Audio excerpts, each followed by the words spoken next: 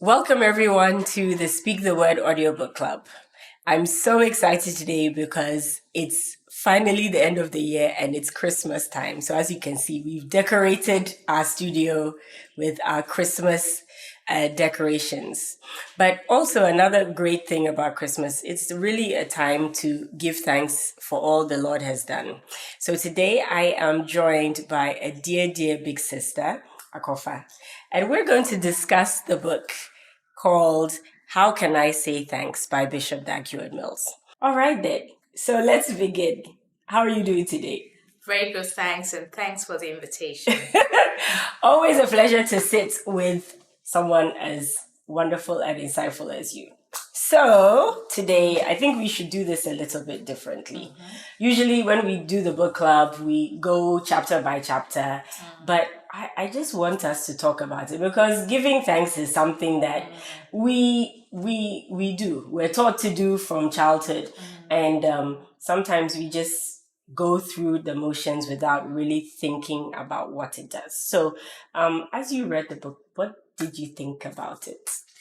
I actually love the book because it's a really timely reminder, especially as we come into the end of the year and you're sort of taking stock to give thanks.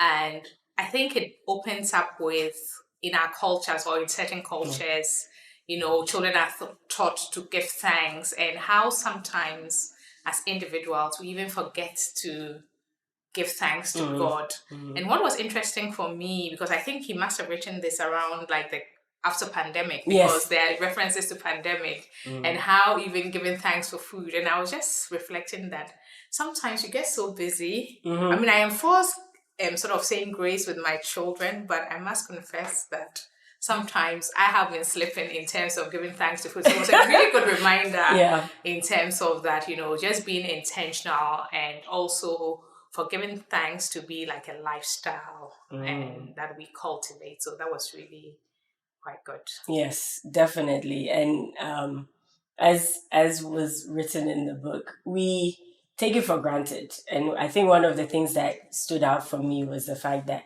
you can give thanks without being thankful. Yes, that was really, really important. And it was like even the attitude and the how we give thanks is also quite important, because otherwise we're just going through the motions, etc. And one of the things also that stood out was that as we teach children how to give thanks and they stretch for their hands, to be able to give thanks in ahead of our miracle or our breakthrough, that's actually quite important in terms of that. And it's not like positive confession, but really giving thanks to God, that this thing has happened and you've done it for me. So that was also quite interesting in the book. Yeah. Definitely. Was there anything that was a surprise for you? I think I had some sobering moments in the sense that when he used examples, I think where it talks about, I think maybe chapter 3 or chapter 4, about people repaying evil, like repaying those who've done them good with evil. And he gave some examples, like in the lives of Israel, he gave the example of Gideon. And it was a very sobering moment because sometimes, maybe inadvertently, we don't always remember those who have done good to us. And it was for me like a prompt to sort of just check myself and to be particularly good to those who have been good to me and also their children. So that was very interesting, because when you look at Gideon, for example, after he passed, and everything that he had done for Israel, and his family was slaughtered, so that was very sobering.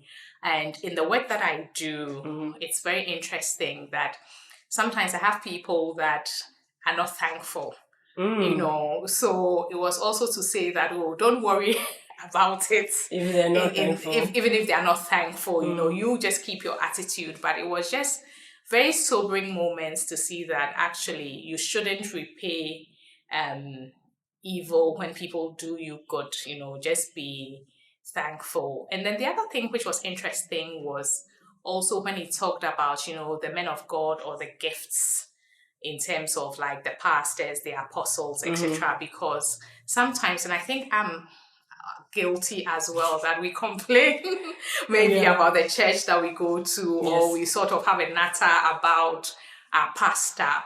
But to begin to look at them, that these are a gift to the body to help you to grow and to appreciate that.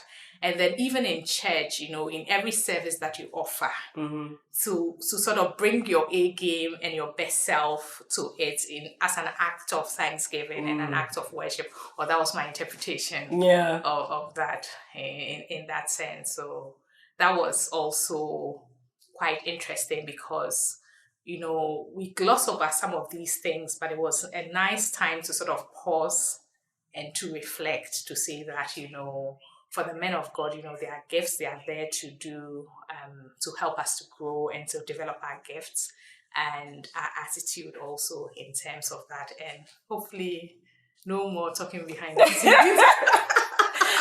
I said we are all human. We are all human, but yes. I think for me, one of the things that really stood out was the habit of giving thanks even when things are not going as you had planned them. And so we know that the Lord has his own plans and his own timing.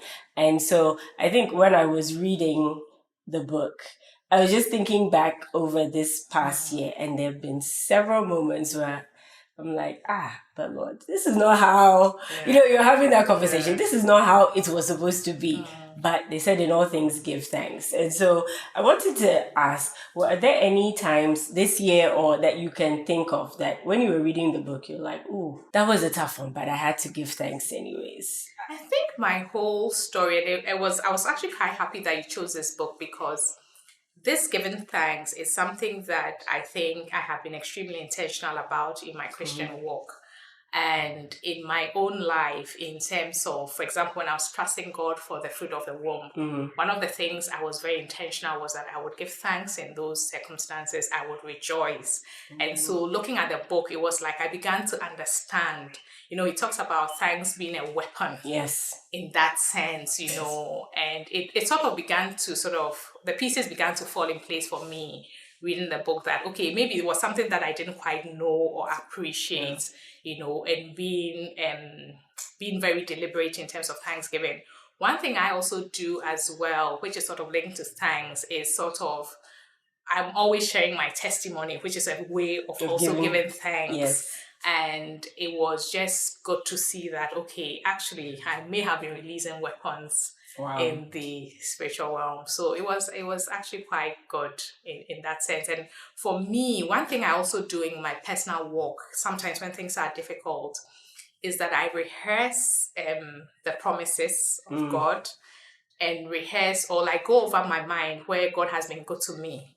Sometimes I actually have in my journal, the day one journal that I do, and I've created a template, which is the 5 things I'm thankful for in a day. Every day. Sometimes I don't do it every day, but especially when I'm going through a tough season, I actually take my time and put down 5 things. Or this morning, I'm thankful for XYZ. Etc. Maybe when we take a break, I'll share the last 5 things that I put down. That would be very great. Yes. That would be very great.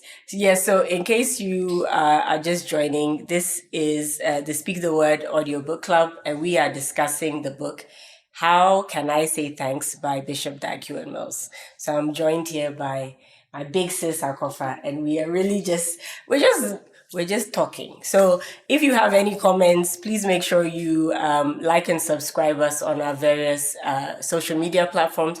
And you can send in what you are also thankful for 2023. So in chapter 2, I think there was a discussion about those who do not give thanks.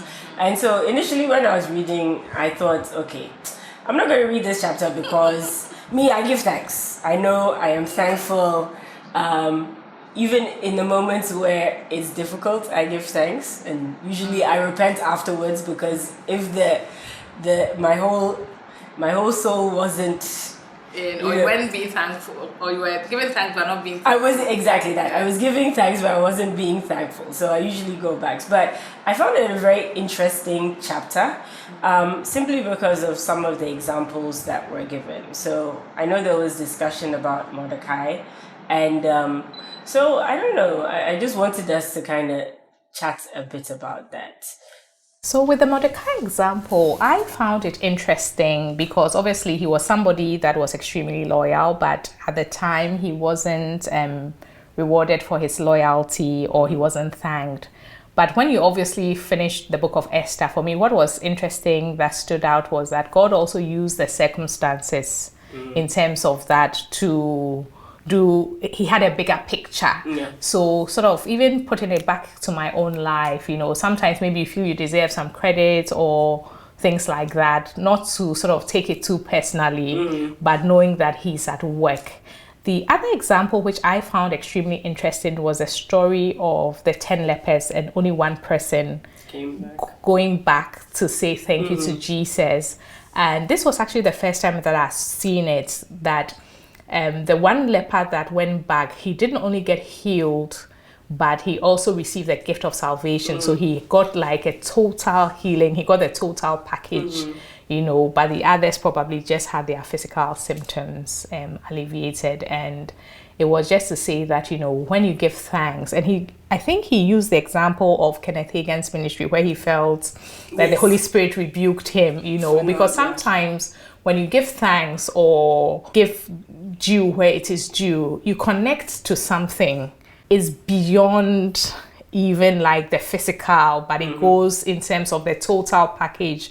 Because I think in that example, there was something that he needed to connect to, to finalize that. So I think it's very important to give people their due. And the giving thanks is also, I think, linked into loyalty, and then also just giving people their due, the proper reverence and respect in that sense. So that was quite interesting for me. Definitely. At the end of the year especially, as we are not just thanking God for all that he's done, the thanking of other people. And it's usually probably the hardest time because you're just running around. I don't know, Christmas is supposed to be a time of like, let's sit down, let's be thankful for God, Jesus. But that's when it's just anxiety and rushing around and so on. But are there any people that you want to you're especially thankful for this year? Yes. And, as we've been sitting here reflecting, for me, it's my parents.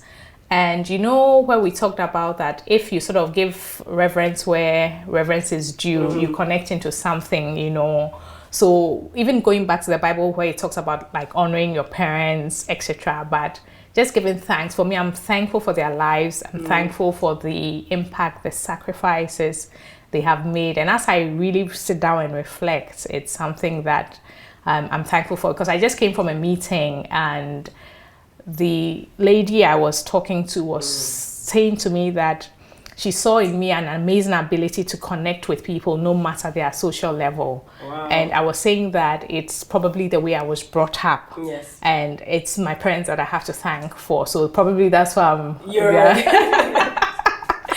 Definitely. In terms of that, Definitely. That I think, Oh, great. I think actually, interesting enough, I think it's probably the same for me this year. I mean, I've moved around a lot. This year, more than previous years, I've traveled quite a bit. So I'm definitely thankful for that. But also thankful for my family, of course. But I lost my father earlier this year.